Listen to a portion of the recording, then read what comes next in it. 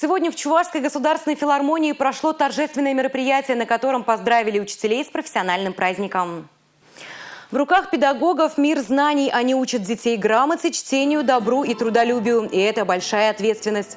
На торжественном собрании 4 педагога стали заслуженными учителями Чувашской республики.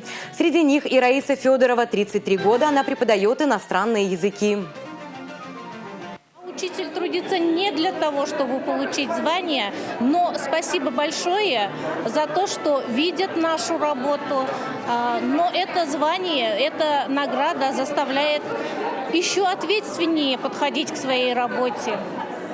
2023 президент страны Владимир Путин объявил годом педагога и наставника. Глава региона Олег Николаев отметил, что уже в этом году оклады учителям увеличатся в 1,5 раза. А со следующего единовременную денежную выплату получат молодые специалисты, которые поедут работать в сельскую местность. Прежде всего, конечно же, благодарю вас за тот повседневный, очень важный, очень нужный труд, который вы делаете каждый на своем рабочем месте.